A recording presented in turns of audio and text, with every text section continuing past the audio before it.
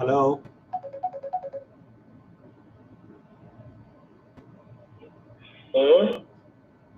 Hello जी, अस्सलाम वालेकुम। Hello जी, वालेकुम सलाम रहमतुल्लाहि व बरकातुहू। मैंने अपने हस्बैंड को भी बोला, उन्होंने आपसे ज्वाइनिंग किया, अभी उनसे भी कॉल है ऐसा। ओके, क्या नाम है आपके हस्बैंड का? वो लाइन पर हैं? जी भाई, क्या नाम है आपका? सलीम खान नाम है सर। जी सलीम भाई, जी जी जी जी बेटे बोलिए। जी बोले।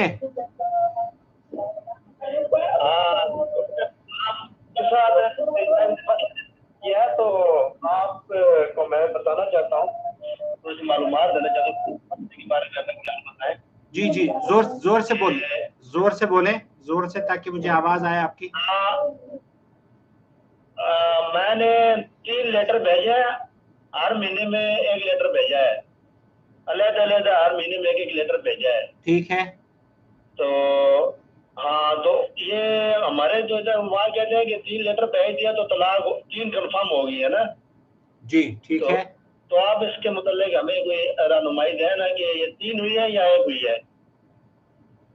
और सलीम साहब, ये कब का केस है? कब आपने अपनी बीवी को तलाक दी है? ये लेटर भेजकर, जो ऑफिशियली लेटर होते हैं पाकिस्तान में, मेरे ख्याल से वो नोटिस या क्या कहते हैं उसको, वो जी जी जी, नोटिस होता है अदालत की, मतलब स्टाम्प होता है, नोटिस होता है बाकायदा, और ये कचहरी से टेस्ट शुदा होते हैं।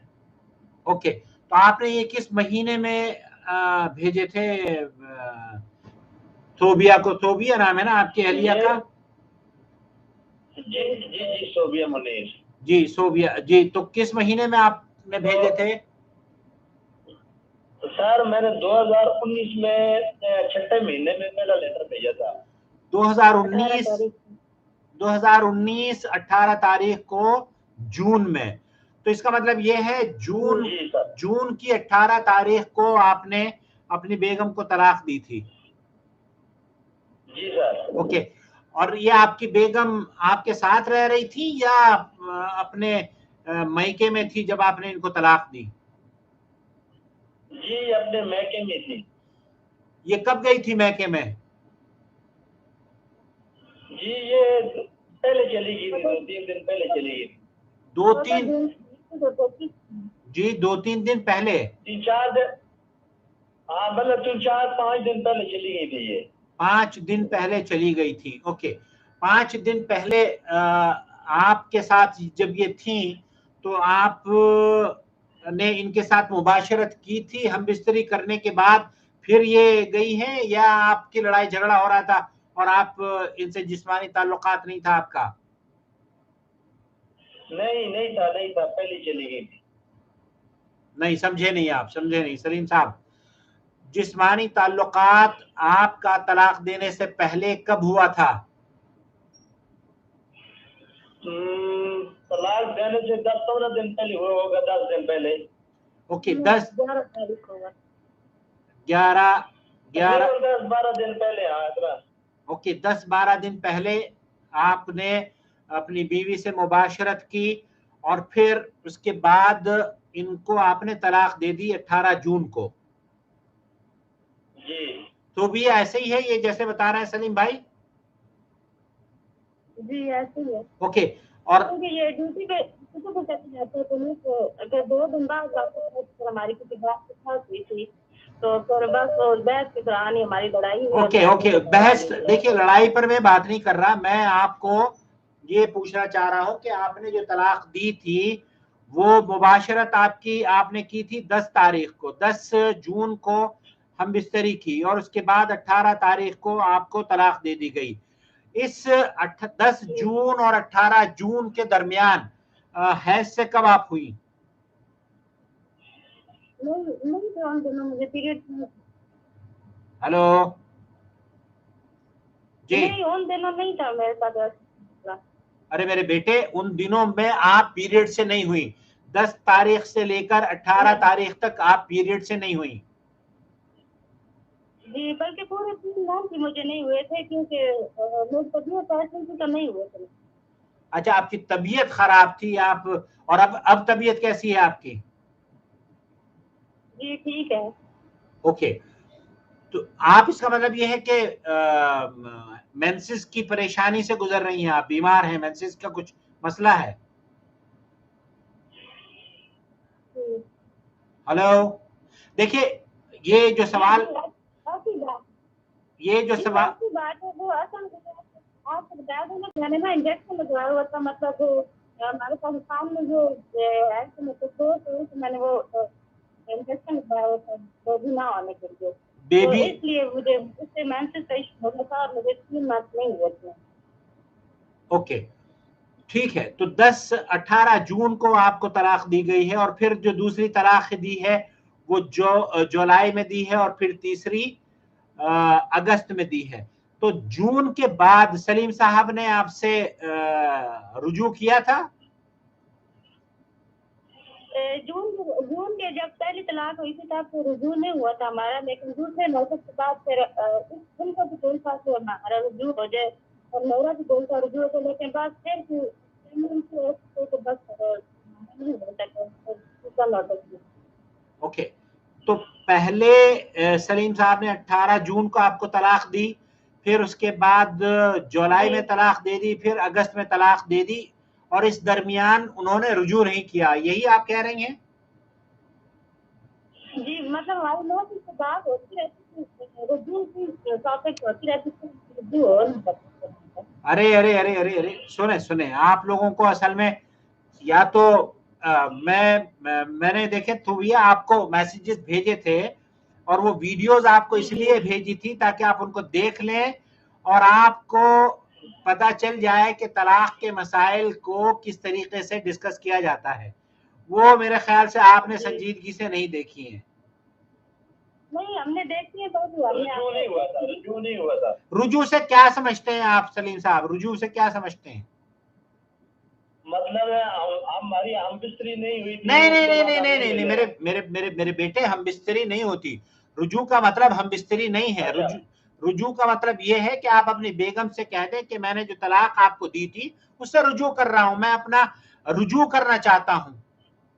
या आप उस जी, वो इस बात का इजहार कर दें कि मैं अपनी बीवी से रुजू करना चाहता हूं। ये जरूरी नहीं है कि आप हम बिस्तरी करें अपनी बीवी से, ये भी अच्छा गलत अच्छा कंसेप्ट है। अच्छा, मैंने मैसेज पे हमारी बात हुई थी और इनको मैंने कहा था कि मेरी अम्मी से माफी मांगे और हम ताकि हमारे से दोबारा कायम हो सके, तो इन्होंने कहा था कि मैं माफी नहीं मांगती, बस यही बात हुई थी। अच्छा, तो ठीक है, इसका मतलब ये है कि आपने भी रुजू नहीं किया था, कंडीशनल आपने कहा कि मेरी माँ से अगर आप माफी मांगोगी तो मैं आपको माफ करूंगा, रुजू करूंगा, नहीं तो नहीं करूंगा, ऐसा ही है ना?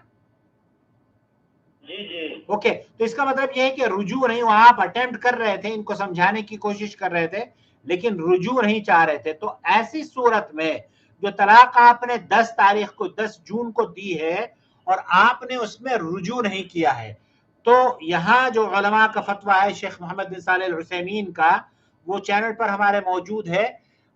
ऐसी सूरत में जबकि शौहर अपनी बीवी को तलाक दे दे और रुजू ना करे, तो ऐसी सूरत में उसे दूसरी तलाक देने का हक हासिल नहीं है।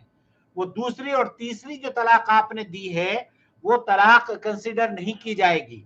तो पहली तलाक आपने दी है, उसके बाद रुजू नहीं किया, तलाक दे दी, फिर दूसरी तलाक दे दी, आपने रुजू नहीं किया, तो जो दो बाद की जो तलाकें हैं वो कंसिडर नहीं की जाएंगी, क्योंकि उसूली तौर पर आपको तलाक देने के बाद रुजू करना चाहिए था, और रुजू करने के बाद फिर हैज से आपकी अहलिया होती और हैज से पाक होती, उसके बाद आप दूसरी तलाक देते। ये है तलाक देने का सही तरीका। अब जिस तरीके से आपने तलाक दी है वो तलाक वाकई नहीं हुई है, एक तलाक वाकई हुई है, और आप ये 2019 की आप बात बता रहे हो ना, तो 2019 से अब तो 2021 है, तो आप क्या चाहते हैं? आप रुजू करना चाहते हैं या इसको छोड़ना चाहते हैं? ये रिज्यू करना चाहता हूँ। ओके, तो मेरा एक तो ये इससे पहले कि मैं आपको और कोई मशवरा दूं, ये जो टर्म्स एंड कंडीशन आपने लगाई थी ना, उस तरह की टर्म्स एंड कंडीशन न लगाया करें। कभी भी अपने रिश्तों को कायम रखने के लिए दूसरे रिश्तों से उसे कंपेयर ना करें।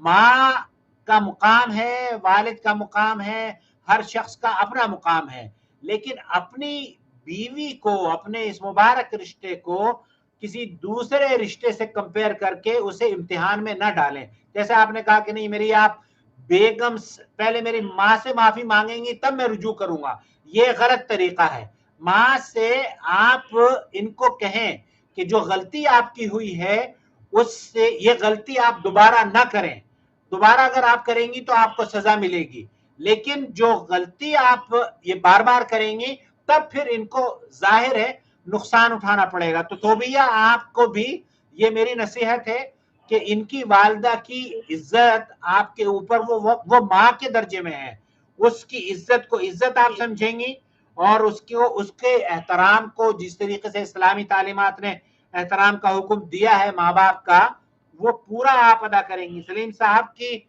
जो ख्वाहिश थी, मेरे ख्याल से ये चाह रहे थे कि ये आप इनकी वालदा से मुफाहमत कर लें, तो आपकी तरफ से भी कोशिश ये होनी चाहिए थी कि घर बचाने के लिए अगर आप अटेम्प्ट करती और सलीम साहब को राजी करने के लिए, इनकी वजह से आपकी गलती थी भी या नहीं थी तब भी माफी मांग लेती तो कोई हर्ज नहीं था, घर आपका बर्बाद होने से बच सकता था। जो आपने ये 2019 से इतना गैप आपकी जिंदगी में आया, आपके बच्चे भी हैं ना, 2 बच्चियां हैं गालिबन आपकी?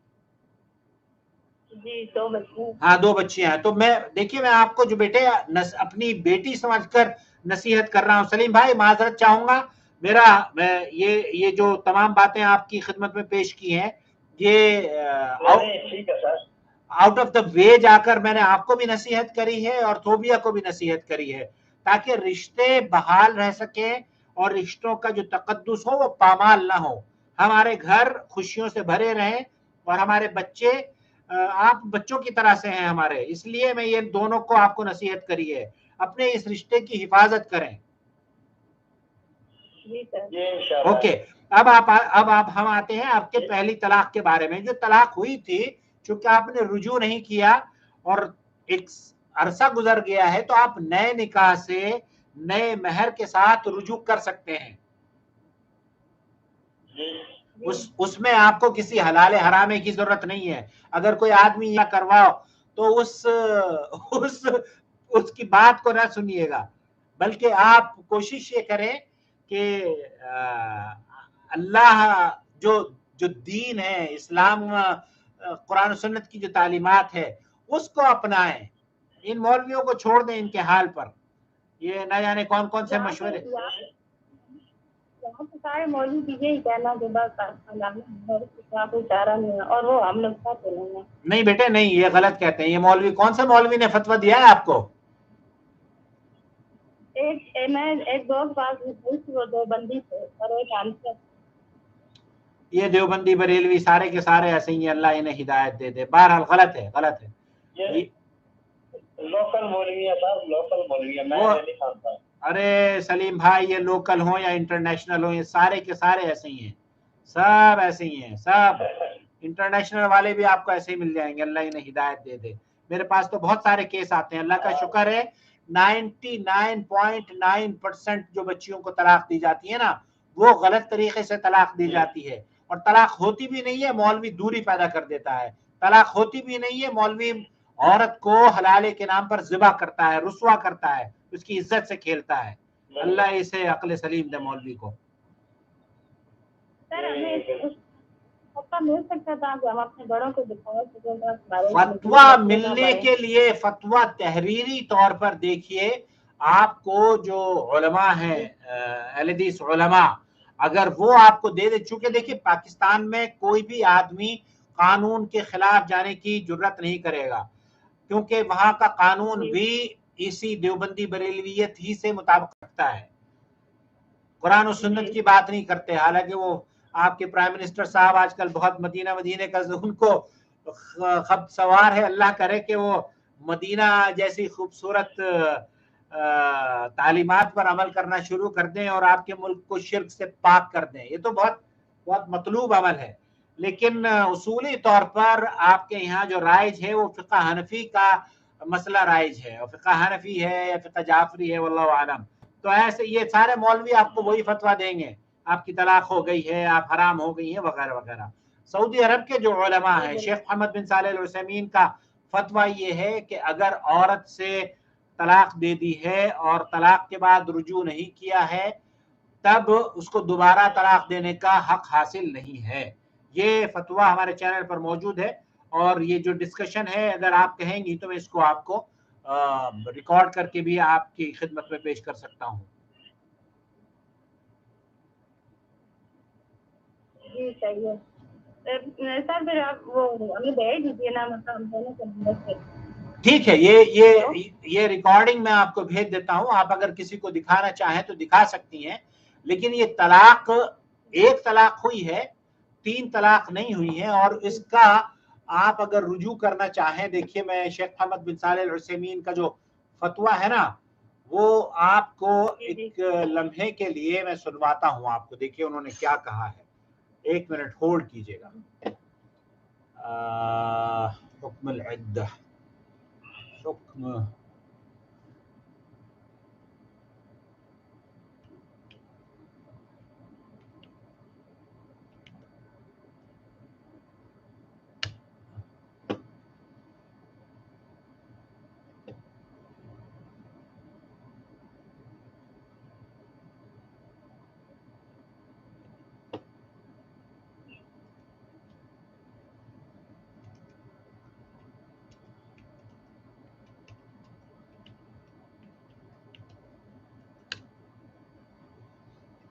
हुक्म तलाक सानी असना इद्दा क़ब्ल मुराजआ। देखिए ये है शेख मोहम्मद बिन सालेह अल उसैमीन का फतवा।